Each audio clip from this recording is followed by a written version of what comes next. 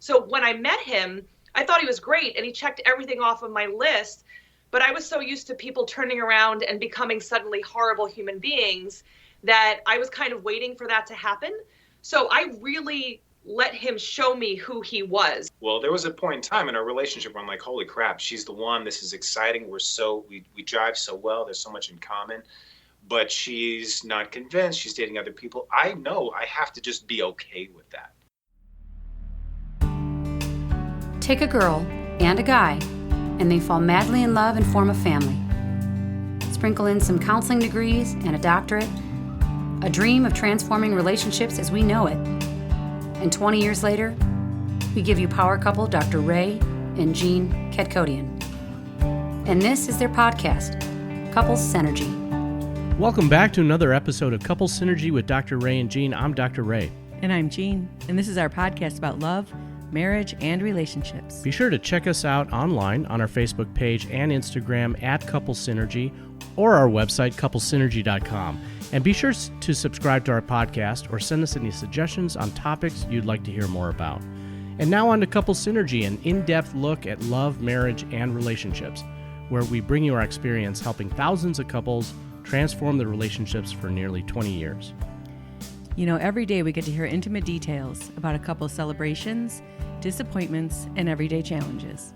We've often wished these stories were shared because we know we are more similar than different, so we've created not only an avenue we can hear about people's intimate lives, but an atmosphere where people come over to our home pub, pour a drink, and share their stories. People like today's guests, Stephanie and David McPhail Sharon. Welcome, guys. Thank you so much for being on our podcast. Pleasure to meet you guys. Hey. You know what? We want to just kind of give a little shout out to you guys because, you know, you guys are in New York and, you know, we are in the midst of this health crisis. And, you know, this is something that's pretty serious for a lot of people. And, you know, we hope you guys are being safe out there and you guys are healthy and strong. And, you know, a shout out to New York. Thank you. And luckily we like each other because it's not easy for people that are best friends. I can't imagine what it's like for people that don't really like spending time with each other. Right. A lot of us feel like we have limited or restricted freedom. And, you know, definitely being in close proximity to people for extended periods of time definitely brings out the best and the worst in you. So It definitely does. And speaking of that, we've never actually met. I think you sent me a Facebook message yesterday. And Here we are today. Isn't that fun? So that's another new thing in our world where, you know, you can connect from across the country. It's so cool. I think I reached out a while ago and I said, you know what? I have plenty of time now. So I was reaching out. Might as well try it again and see if we can get this together. Yeah, it's hard to always catch up to all that kind of networking. Yep. I think those spontaneous connections can be pretty fortuitous. Mm-hmm. So why don't you guys tell us a little bit about yourselves and, you know, introduce yourselves and what is it that you do for a living? How old are you? Oh, how old are we? That's a good question. So I'm 42 years old. My name is Stephanie McPhail Sharon. I'm the expert in helping brilliant women date up. I have a double master's degree in health and education, a bachelor's in psychology. I'm a certified crisis counselor. I'm a Reiki level 2 practitioner, and I have certifications in nutrition and special education as well. So I have a little bit of a wide variety to help bring to the table to help clients in what I do as the expert in helping brilliant women date up. Well, I don't know that my resume is as long and illustrious. A little more simple. My name's David Sharon, of course, Stephanie's happy husband. And, you know, my main focus has been Reiki. I'm a Reiki master teacher. I've been practicing that method of natural healing for over 12 years. And the other main modality I practice with our clients is energy psychology called Psych K, which is essentially high-speed mindset change. With those two practices, it's really brought a lot in terms of helping people from their lives quickly and heal from past trauma. And how old are you? And how long have you guys been together? Well, I'm 44. Going on 44. Oh, geez, time flies. Yeah. We've been together for 5 years. Our 5-year anniversary will be this July. And real quickly, we actually met online. which I kind of say sort of tongue in cheek because so many people, I think, have a perception that you can't really meet your soulmate, quote unquote, online. But I think we're living proof that that's not the case, anywhere. But I think that the most impressive thing for me is recognizing that having gone through our own personal hell in our own lives and challenges with our own personal growth, having gone through toxic relationships and having to learn a lot of stuff, we got our emotional baggage, I think, for the most part, out of the way by the time we met each other. So when we did finally connect, it was really that sense of chemistry. There was no doubt. I won't say there wasn't some hesitation on her part, but I was pretty certain of where this was going early on, and we just had that synergy. I think is really a great word for it. Early on, we recognized that we were on a very similar path. We recognized that our passions and interests were very complementary, and it's really just been really more of an adventure than an effort, which I think is an important distinction when you're looking for that sort of best relationship. We absolutely love that word, synergy. For some reason, it just hits home for us. So how did that first meeting go? Well, the first meeting actually went well. So I was newly kind of sort of dating because I wasn't dating for a little while because I had some stuff I had to take care of first. And so kind of in my downtime, I would look through the different, photos. And there was something that I liked about the photo of him because, of course, he's holding on to his guitar. Yeah, that's a good one, guys. Just, yeah. I thought it through. Yeah, he definitely thought it through. But it was one of the things that I wanted on my checklist of what I wanted in a, potential partner. So I read through it and he was super spiritual and, like all the things that I was looking for were all in his dating application pretty much. And so I reached out to him and we started chatting pretty quickly. And within like a week or two, we met. And when he walked in, it was like a light just came in and I was like, whoa, this guy is attractive. He kind of like shimmied on in and I was like, this guy is very attractive. But what's funny is that the reason why I'm the expert in helping brilliant women date up is because I was really awful at relationships. I had only really had abusive, like literally physically, emotionally, sexually abusive relationships. So I had done a lot of work, but I was kind of dating in the education form, kind of thinking that maybe I'm not going to be with someone. I might just stay single. So when I met him, I thought he was great and he checked everything off of my list. But I was so used to people turning around and becoming suddenly horrible human beings that I was kind of waiting for that to happen. So I really let him show me who he was. So I was still dating other people and I almost broke up with him. He would come to my house. He lived an hour and a half away, would drive his little car that would like die on the way to visit me. And I'm like, I'm going to break up with him today. Today's the day we're breaking up. And then he would look at me with his big blue eyes and I'd be like, oh, there's some reason why I can't break up with him. I got to give him another try. And so I didn't break up with him, and finally I said, hey, you know what? I guess I'll date you exclusively. And he was like, yeah, that was on New Year's. He was like, yeah. I'm like, yeah, let's just try it. Let's see what happens. And once I finally decided to give in and let it just be us, it was very quickly. We got married that same year. It was only a few months later. We got married 7 months later after we were exclusive. How long were you dating before you went exclusive? So 3 months. We started. We initiated contact online in late September. I think we went our first date in October.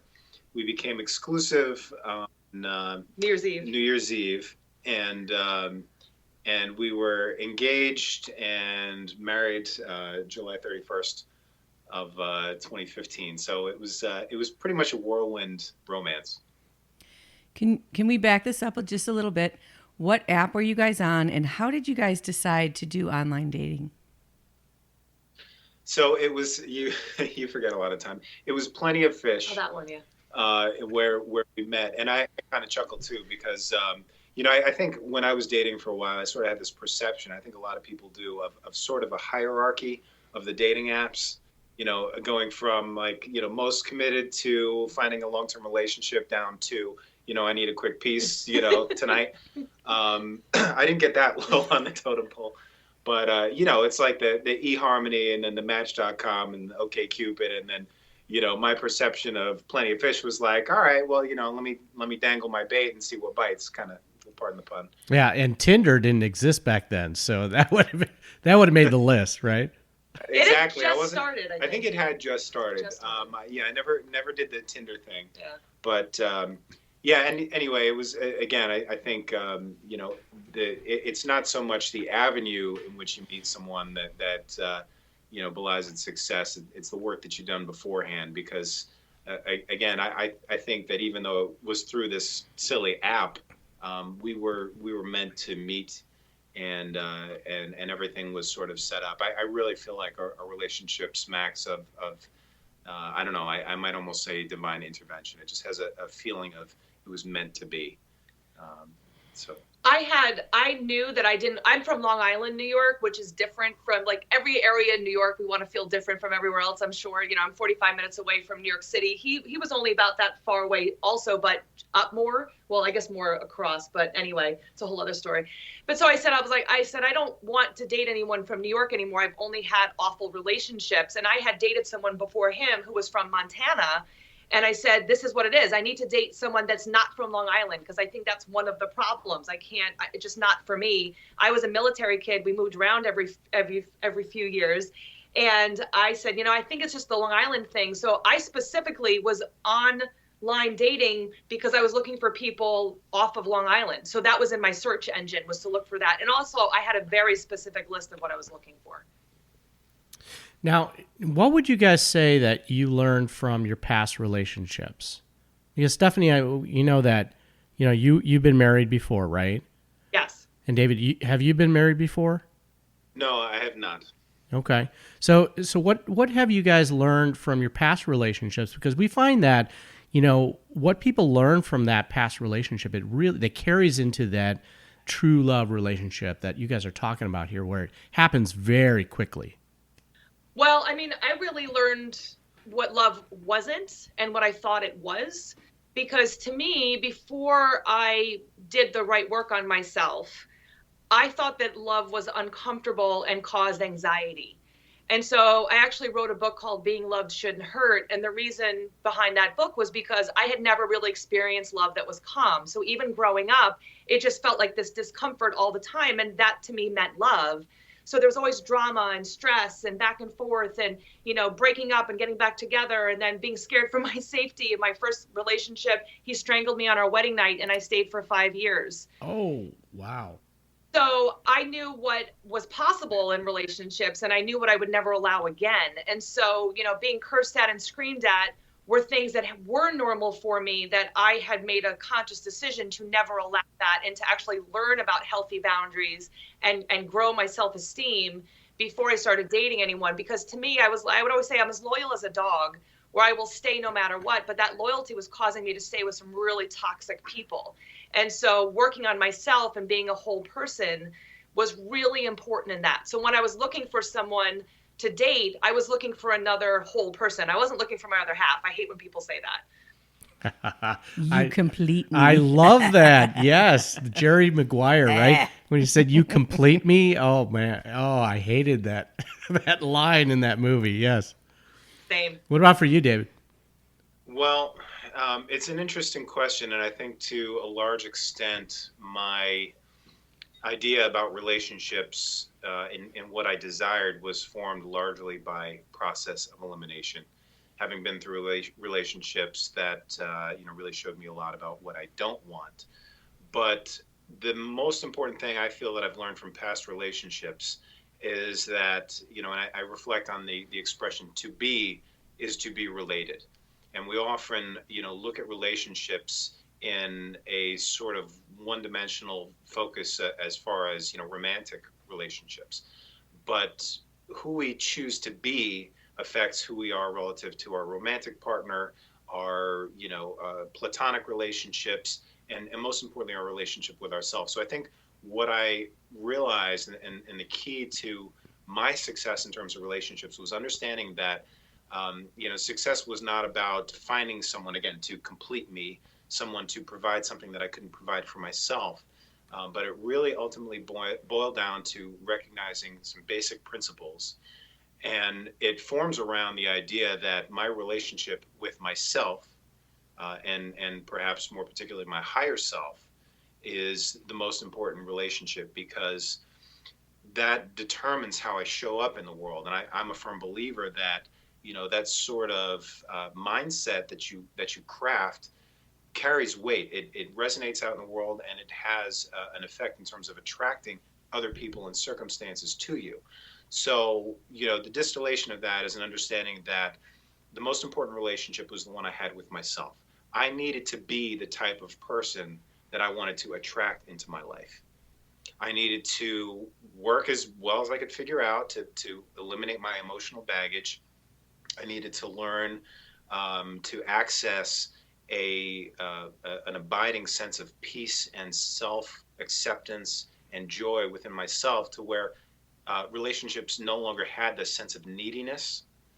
And once I learned that I could be totally happy, fulfilled, joyful, and peaceful on my own, that's where, when it came to deciding to date, I had a much less attached feeling.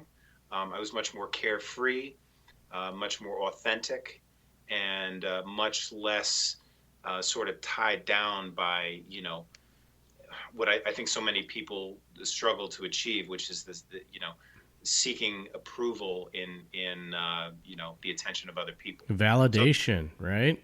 Sense like that's the biggest thing, and I can tie it back to dating Steph initially, because I recognized early on that this is not some trifling, waffling woman who's going to be, swayed by my charms. I mean, she'll tell the story about seeing the picture of me on my profile with a guitar, and I don't know if like Dreamweaver was playing in the background in her head when I walked in the bar. Like, she talks about seeing my lips, and my wordy conversation sort of faded into the background as she swooned. Well, we'll get into that, but that's great.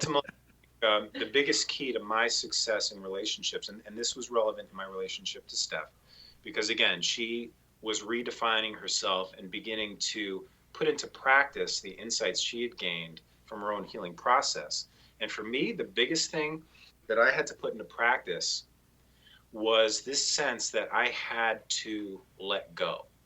And, I think about, Yoda's, adage, you must be willing to, you must train yourself to let go of everything you lose. Well, there was a point in time in our relationship where I'm like, holy crap, she's the one. This is exciting. We jive so well. There's so much in common, but she's not convinced. She's dating other people. I know I have to just be okay with that. Well, let's get right there. Like, how did the engagement process go? Like, you guys got married pretty quickly, right? So what was engagement like? I can do that, but maybe you want to give your version. Well, I mean, what he said just before, though, was really important, because I had only been with really pushy people before. So the fact that he didn't say to me, stop dating other people. I said, I'm dating other people, and I don't know how serious this is going to be. And he said, I'm telling everybody else that I'm not interested. I'm turning off the dating apps. He's like, I'm not telling you to do that, though. If that's what you want to do, that's fine. Know that I'm here and that I want to be exclusive with you. But if that's not what you want, that's fine. He said, but at some point, just tell me if you have no interest in me whatsoever. I don't want to be sitting around waiting if there's no possibility of something happening. And based on past experience, just the fact that he let me be and allowed us to just be friends without trying to control and manipulate, because that's all I had ever experienced before, that gave him the chance. Because I would have broken up with him. That first time when I said, today's the day I'm breaking up with him, I would have followed through. So him being patient and non-pushy actually made it possible. And then, we were, pretty kind of funny story, I had gotten a decal to put on my wall, and it was really intricate. And very easily, I could have seen either one of us lose our temper. And again, I had only experienced bad relationships before, so I was putting that up thinking at any minute he's going to lose his temper. He's going to finally show himself to be the person that was maybe hiding behind him like I had experienced before. And we put it up, and there was no arguing. There was frustration, but there was no cursing at and screaming at any of those things. And I said, and that was like another sign for me, like, okay, this is good. And then even like an old boyfriend came up and said, I was like, I told him, I said, this guy, called me and he said, do you need closure on that? And I said, I think I do. And again, he didn't try to control me. And I said, who is this guy? Because what guy would be just like, okay, figure it out. And then, it was like a few of those things happened. And I said, okay, this is a really important person for me. And it was funny because we thought, we actually decided, I was scared to get married again, but we actually started talking about having children. And I said, I'm nervous because the doctors had told me a few years before, it might be hard for you to have children. You're getting older, you've had some health issues, you might not be able to have children. So I said to him, we might not be able to have children. And so he said, well, I will love you no matter what, it's okay. And I will tell you, it was, pretty quickly that we got pregnant. So all of those things happened. But when we got married, I was actually pregnant.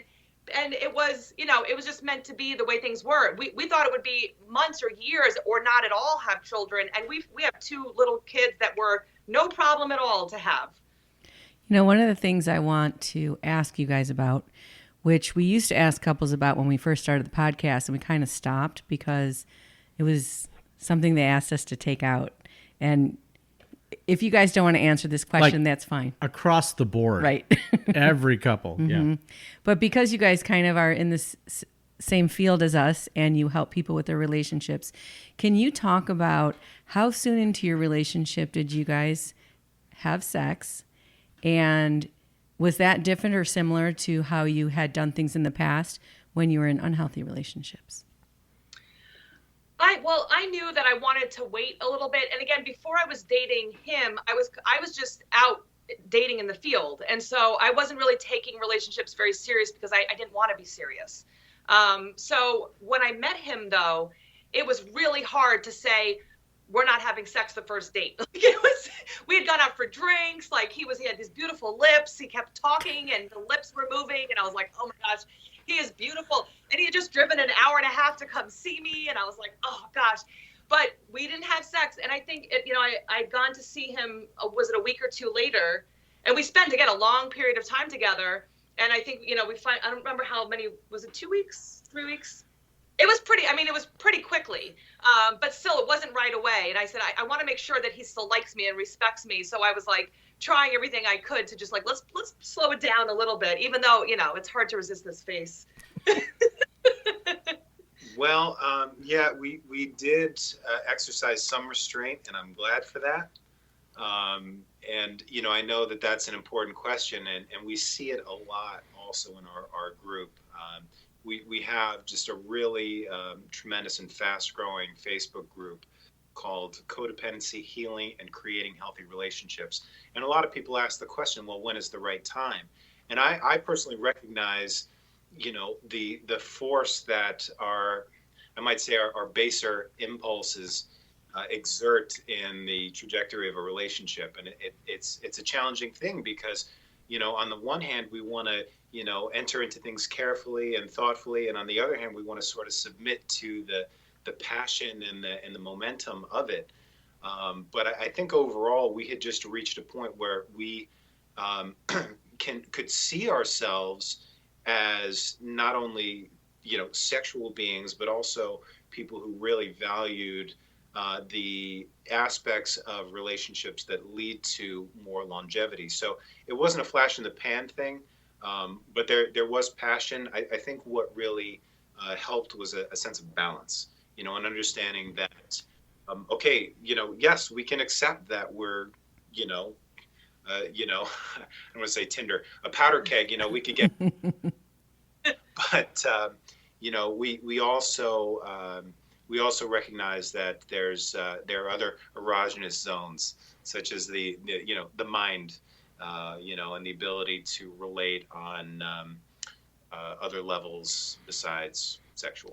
Well, and I think one of the things that worked really well from the beginning is we just communicated really, really well. It was just, I was not afraid to say anything that I needed to say. There was no holding back. In past relationships, I definitely was secretive. I definitely felt sneaky sometimes because if you're accused all the time of things you're not doing, you're afraid to just even be honest about normal little things. But with David, I didn't feel that way at all. So when it came to, yes, sex was in a few weeks, but it was much more the friendship that was really being, and the fact we lived an hour and a half away. So, we wouldn't see each other all week. So we would talk for hours and just, go online and talk and use Skype a lot. And then we would see each other once a week and get to, be intimate then. But there was just a lot of time to communicate. One question that we are asked all the time is that if he or she is the one, do you know immediately? And we've addressed this question in past podcasts and everything, but was that the case for you guys? Did you know? I think he knew right away. I had a drawing feeling. Like when I first saw his picture, I really did feel a pull towards him. And I even remember before we even met, I was doing a yoga class, and all of a sudden it's like I could feel him pulling me. And so it was a really interesting feeling that I had never had before. And again, I was married before, but my first marriage, when we got married, it was like, oh, I'm 28, I'm getting older, I want to settle down. He's okay. He's got the things on my list. Everyone's got stuff you have to deal with. I don't want to be single because, oh, that's so terrible. And I think it was much more that I thought I was supposed to be married. I thought that that's how things just were. I really thought the relationships were just hard and people kind of didn't like each other. They were just in a relationship. And so, I had all of those other feelings, but when I met him, it was a very different feeling than what I had experienced before. And that to me, and that's why it was so hard and confusing for me at first, because I wasn't really looking to be serious. I was still really I loved being single. It took me a long time to get there, but I loved being single. So he really had to show who he was, but I felt it the whole time. Like he felt it right away and I did too, but I made him still prove it to me. So do you guys have an engagement story? Not a good one. Not really. I don't want to say it was going through the motions, but again, this, kind of took on a momentum of its own. It was just chemistry. I had a strong sense that it was meant to be. And if I could just sort of relate, going back to that last question, as far as knowing, I definitely experienced something that I had never experienced before. And it was so impactful that I can still visually picture in my mind where I was and when I first got her when I got her message. When I first read her message and started looking at her profile, I had a tangible sense of pulling in what I would relate to as the heart chakra area, like just a sense of pulling and a sense that I just needed to get heart to heart with her. There wasn't any other thing. There's no other way I could describe it, but a sense that we just had to come physically heart to heart with one another. And if I could, just to add on to that last question about knowing whether or not you know, a lot of people ask that question, and my answer to you would be yes. When you know, you know. Like in the movie The Matrix, being the one is like being in love. Nobody can tell you, you just know. And the challenge for a lot of people when they ask that question is they haven't learned how to access their intuition. And just to kind of tie it up in a neat fashion, I think that accessing your intuition is a real thing. It's an important thing. And the biggest obstacle to that is the static that the ego mind, in a sense, kind of throws out there, because we have the ability to access our innate inner wisdom and the part of us that knows the bigger picture and wants to see us succeed. I think my advantage in that sense is by the time I connected with Stephanie, I had done a lot of the work to get all that crap and static and self-doubt and all that out of the way, to where I could listen to the inner voice that speaks beyond words and be able to honor that and trust it. And let me tell you something. When it came to her, there was a lot of trust, a lot of faith, not in her, but in myself and in my higher self. I had to be willing to let go. There was a sense of facing the void, being willing to let go of everything, that any desire to control things or any attachment to an outcome. So hopefully that's kind of a useful perspective when people want to know, well, is it right? I believe that yes, you will know, but you got to get good at listening to those signs and signals. David, what you're talking about here is some really higher level work that men are challenged to do. And and women. And women, but what he's talking about here is a lot of the stuff that, when Jean and I work with couples, I work with the husbands, she works with the wives, we do individual work, and then we come together and we do the couples work, like the four of us. But this self-empowerment, finding that level of connecting, intuition, right? Not just cognitive, intellectual, right? But being able to connect with gut and what you feel and being able to express that, this is really great. I mean, I love hearing this. A lot of the guys that I'm talking with, it's like you have to chisel the ice, and they're very, very like intellectual and cognitive, and they really can't get into that space of intuition, right? Heart-centered chakra that you're talking about here. And that's really awesome that you did that work, right? You did your reps to be able to get to this place to open yourself up to this relationship. And this is something that we believe all people, men, women, should be able to do, right? To get to that place. And then the journey just starts. For women, it's like their connection to their intuition has so often been challenged from the people in their lives, starting with their parents and going through their life. And so they have a feeling, but they're trained to ignore that feeling. Yep. And this idea of being honest in a relationship, of showing up authentically in a relationship, leads to, well, then I'm going to be alone, because who's ever going to really love me, right? And so we learn very early on. I don't know if you guys ever saw the movie He's Just Not That Into You, where the little girl is like, Mom, that boy kicked sand in my face. And she goes, that means he likes you, like that kind of stuff. And I hear this a lot, and I know there's going to be some of the women that I work with listening to this, and that's what they ask me, like, what's the formula? Like, how do I know if this is this? And I'm like, you got to trust yourself. You got to trust yourself. But every time you trusted yourself in the past, it didn't work out so well. And I think that's a big journey for women too. Well, I think one of the big things is that people put a lot of value in certainty. And I think on a level, certainty equates to inflexibility. We try to analyze, like you said, people want to figure things out intellectually, and intuition doesn't necessarily speak in verbally elite language and linear logic. It just doesn't. It requires a willingness to let go. It requires you to be able to sort of think on your feet, and a big foundation to being able to open up to that is doing the work to address the subconscious origin of self-esteem.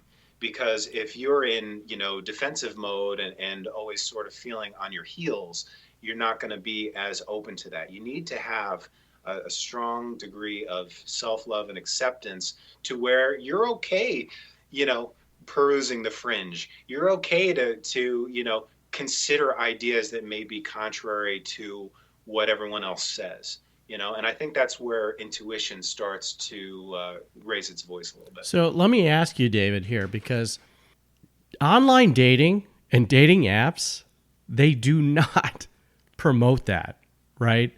I mean, the majority of it is really about advertisement, right? Putting like an advertisement about who you are, who you think you are, Who out you think there. someone would like you Right, to be. and who exactly, right? What you would want to attract, and your perception of yourself is very different than what other people see you as. So, from your perspective, I mean, obviously in today's day and world, people are on those dating apps, and some are doing it right, some are doing it not so right. And like when you're talking about being authentic, like, how does someone be authentic? And both of you can on a dating app. Yeah, right. Both of you can speak on that, right? Well, that's an interesting question, and I think there are, just what comes to my mind is basically two schools of thought. One is that relationships are a matter of an emotional economy. When you talk about advertising, a lot of dating apps are. It's about playing the numbers. And that, I think, is an influence in people not being honest because they want to stack the odds in their favor. And there are these algorithms within the software and the websites that match you up, and that's supposed to create this perfect match. Well, that's one way to look at it. And relationships for those type of people are a matter of, okay, what am I bringing to the table, right? My assets. What do I need? What do I want? And what is the degree to which the other person can fulfill my needs? I think that's a dangerous path to follow. For me, I think the other path is essentially recognizing that relationships are an opportunity for self-expression. I think in its highest form, love doesn't need anything. It's happy just to be. And the best part of my relationship with Stephanie is that it's not, structured around this emotional, energetic economy where it's like, oh, we got to struggle to always make sure that our needs are being met and the other person's needs are being met. It's more of an art. It's more of a dance. And it's more of a recognition that everything we quote unquote need in terms of love must be provided from within. And it is. And, it lends a lot more towards a carefree, adaptive, dynamic, joyful and creative nature to relationships. So I hope I kind of explained that okay. But I think it's a fundamental, difference in terms of how people view relationships. Because the dating app, again, it's a tool, but the relationship is between the people. And however you meet, it's ultimately going to be about how you show up.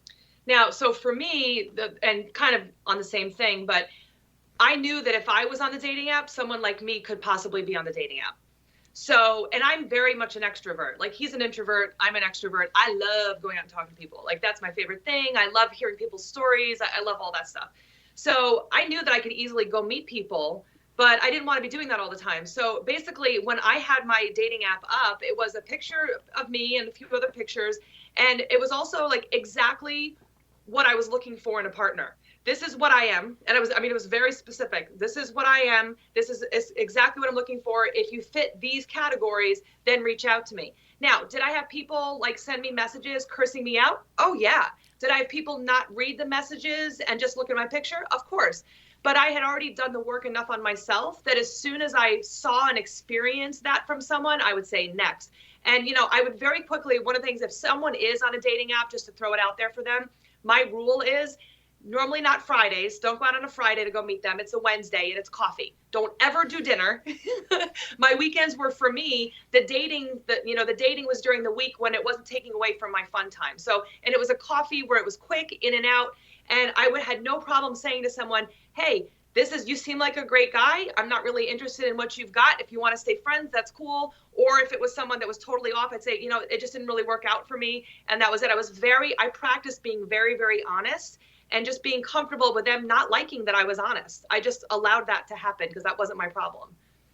Were you guys consciously or subconsciously intending when you put up your profiles? Did you have an intention to find a certain person that you wanted to spend your life with? Yeah, I was very specific. I knew even how tall I knew, and I added bald to the list.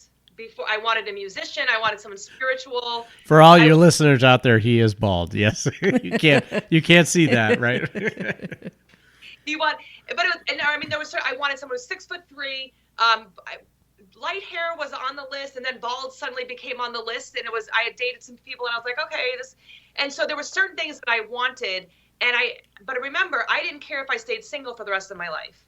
So as soon as people didn't check off those things on my list, it was next. I had a very specific feeling of who I was looking for. And so when I found David, I had found him.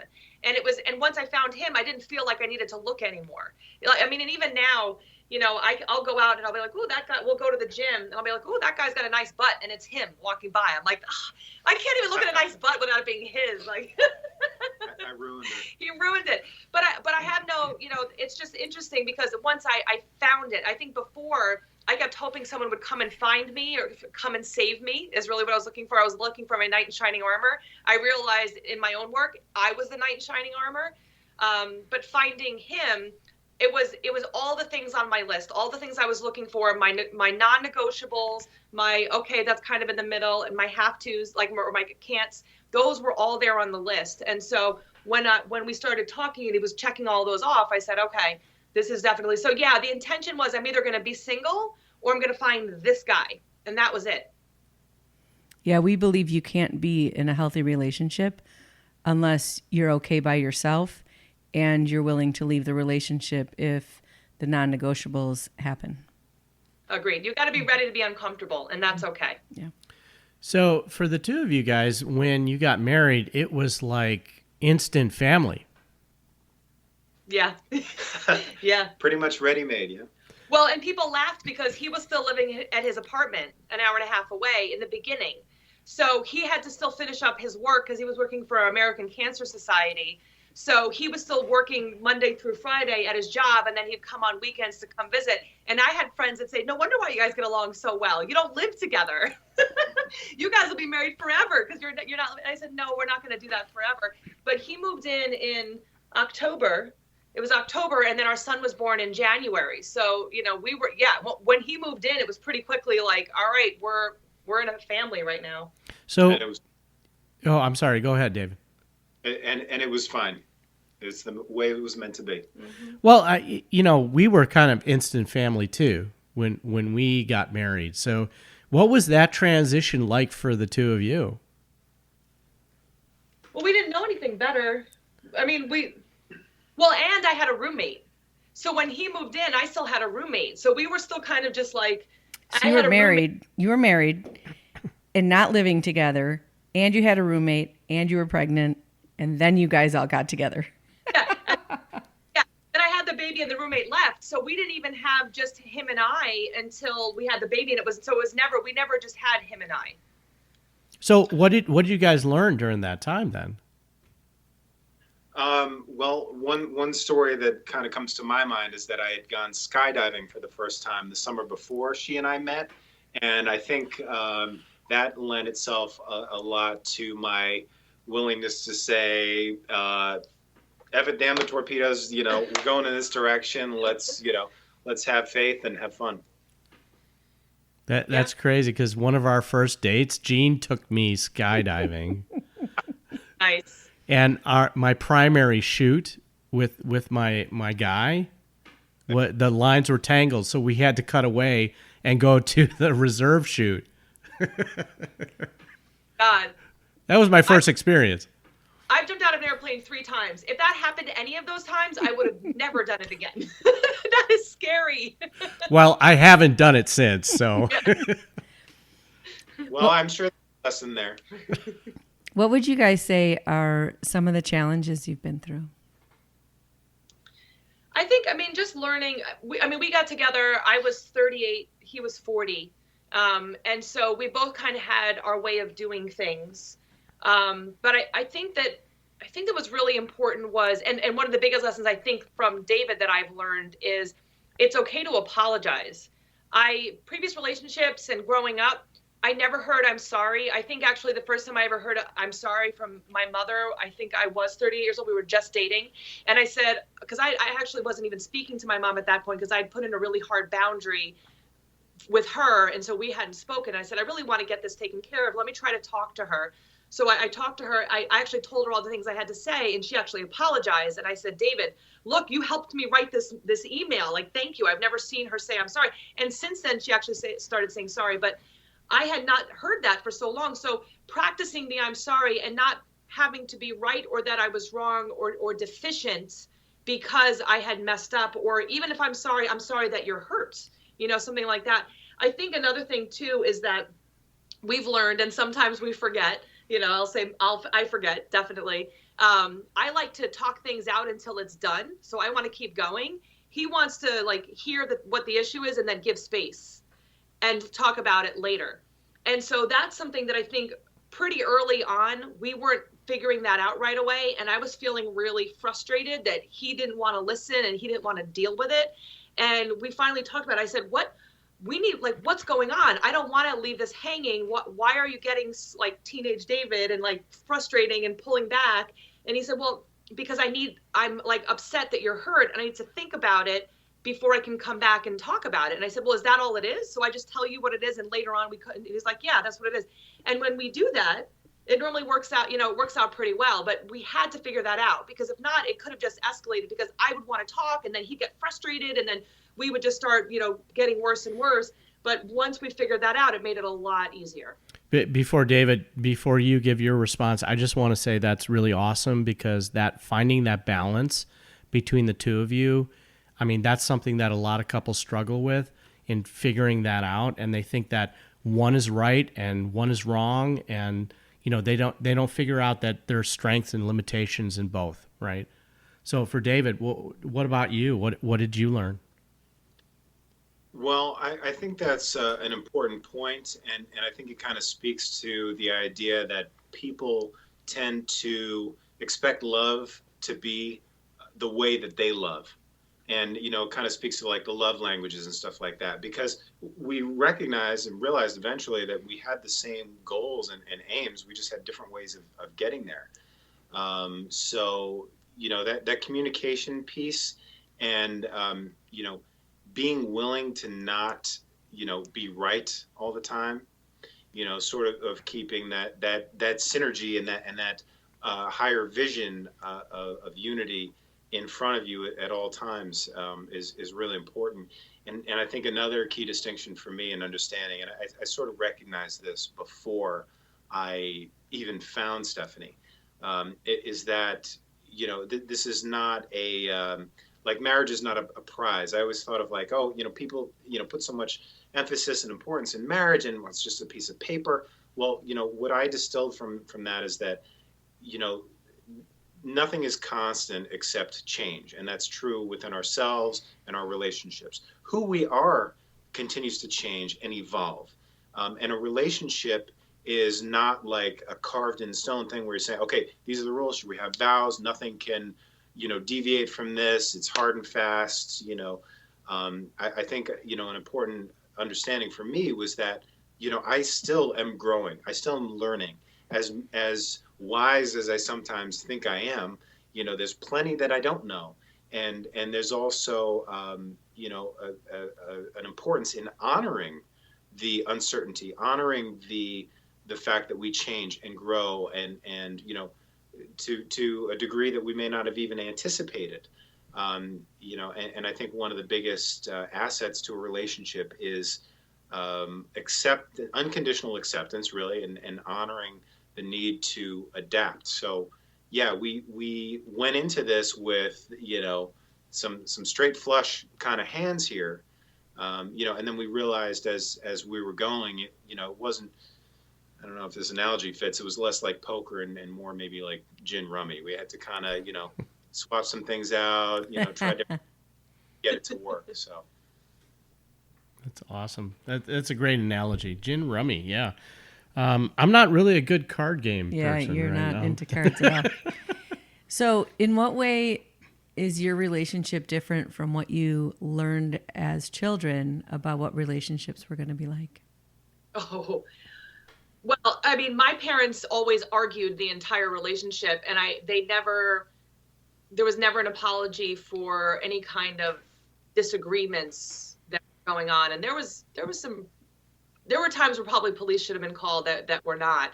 And so that was what I had learned, and that's not what I wanted. And so when I decided to, okay, if I'm going to be in a relationship, these are things that are definitely going to not work for me. I've learned really that we create what we want. We don't have to fit anybody else's mold. We very much don't.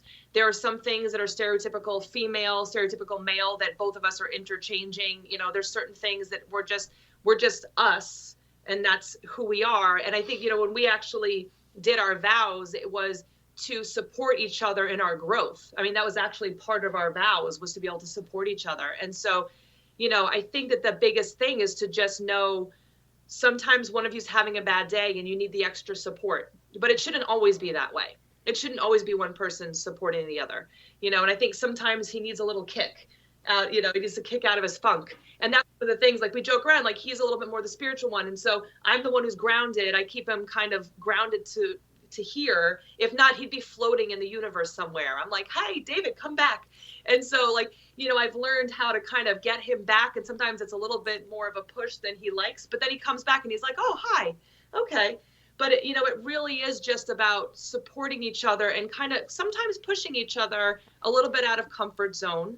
And reminding each other, but it's always in a loving, very respectful way. And it's not what I necessarily learned growing up, but it's what I knew that I could create and what I wanted if I was going to be in a relationship. I think what she's trying to say is not unlike some other superheroes. I can occasionally be aloof and brooding. Yes. Tony Stark? What? Batman. Wait, no, more Batman, right? Yeah, to kind of answer that question for me, and as I'm listening to you ask the question, listening to Steph's response, I get the sense that my perception of relationships was in my early family life, that early exposure was really sort of compartmentalized, and now we have sort of more of a holistic view. So like that, there was a relationship between, myself and my siblings, myself and my parents, all of us as kids and our parents. And we had these sort of perceptions of our parents in terms of their relationship with one another. And it seemed sort of rote and mechanistic. And I think one of the challenges that I faced on an aside was a sense that, my father didn't engage with me nor really educate me in terms of emotions and the importance of those sort of things. So I guess to a certain degree, I kind of thought that my family life looked good on paper, if that kind of makes any sense, but it really didn't. And again, I just think of the term synergy again, that we had these separate parts, but they weren't really functioning well together. My perception now is that relationships, particularly in terms of marriage and family, are a lot more interconnected and dynamic and often entangled. And every thought you think, every feeling you have, every action you take ripples out. You matter to these people. They pay attention, whether consciously or unconsciously. And there's this sort of dynamic that goes on, and everything is interrelated. And an understanding of that can give you a leg up in terms of addressing issues that sort of need to be healed, wherever those are. So here's a huge segue question for people who are in relationships, in relationship work. What is your guys' feeling about things like polyamory and multiple partners? That's so. We're laughing because. Yeah, we're laughing because my sister just told us that she was polyamorous, and because we actually just had this conversation. So for us, I think that it wouldn't work for us for sure. But for some people it works. But what I've seen for a lot of people is that that's more of an excuse to cheat. If you're very open and you're able to communicate, and that works for you, and that's great for that couple. But for us, I couldn't imagine him being with anyone else. Like, that's not something I couldn't share him. It took me way too long to find him. I'm not letting him go very easily, but I'm kind of like, in some ways I'm to each their own. In some ways I've seen it be very difficult for people, and break up marriages. So it's hard to answer that one. Well, for me, I think it comes down to a question of an individual's needs and to what degree they're being met. Further, to what degree they are self-sufficient. And also I think about, the degree to which our impulses factor in. Okay, we're complex beings with complex needs. Again, like we are very, like, for example, we're open in terms of discussing, our sexuality and fantasies and stuff like that. And past sexual relationships. All that stuff is fine. But in terms of something like that, like, again, people choose what they feel is important. And what a person feels is important, I think, depends a lot upon how their needs are being met. I don't want to get too far off the rails here, but I might ask the question, is there something inherently lacking in your primary relationship that, can open up you to the idea that you could find that somewhere else? I don't know. And again, maybe it's an impulse, like I'm just too horny for one person, but if there's something legitimate where you find sort of this virtue or value in pursuing that type of relationship, maybe you can segment out the physical component from the stuff. I don't think that's really possible. I had a professor in college that referred to it as sex, and it's never just sex. In other words, there's always something else attached. So again, each their own, and again, relationships are an opportunity to learn lessons. I think that's a really big thing. But anytime you are seeking something, I would be careful that it may be an indication of a perception of lack. And I look for those fundamentals that can fulfill that sense of lack and heal it. So you're not looking at relationships as a means to get something. Relationships should be more about what you can give. And if polyamory, for example, is an opportunity for, hey, I've just got so much love to give, it's going to spill. So let me just get, okay, great. And if that's for you, that's fine. I don't think love should be restricted by societal definitions, but we agree that relationships and human beings are very complex beings, right? And it is difficult enough just to have a committed relationship with another human being, right? There are boundaries, expectations, right? Inner work that has to be done, work on the us that has to be done. And that's very, very difficult, right? Couples just going through the stages of a relationship, they don't go through it painlessly. And so to involve another human being, wow, that just adds another just exponential difficulty in that. Not that we're saying that it can't be done. It's just there's so much that has to be focused on as far as boundaries and being able to attend to each person's feelings and anything that comes up that is an issue for them, because each person is bringing their own past history into the relationship. And so if you're not attending to every single aspect of each person's history, well, then there's bound to be resentment. There's bound to be anger. There's bound to be feelings of jealousy. And when you're talking about that attention, right? And affection and allowing to become, that was Matthew Kelly, right? No. Oh, I keep getting that wrong. Yeah. David Rico. The yes. 5 A's: attention, affection, acceptance, appreciation, allowing to become. Primary needs of a human being. Right. And so if that's not being met in just a one-on-one relationship, I can only imagine how complicated that would be if you're adding another person or another person. And, so yeah, we totally agree. We're aligned with you guys as far as, how the complexity of that. Mm-hmm. Okay. Last question. What is it that your partner does that they love you? Do you want to go first? So you can think of something? Oh gosh, you know what? Okay, if I'm gonna be totally honest, Steph's fortitude and insistence, even when I am, shall I say, forgetting myself, helps me to recognize that she remembers and honors the principle that's at the foundation of our love, which is beyond either of us individually, if that makes any sense. And another way I could put it is, I just see a look in her eyes. She looks at me in a way that no one else has ever looked at me.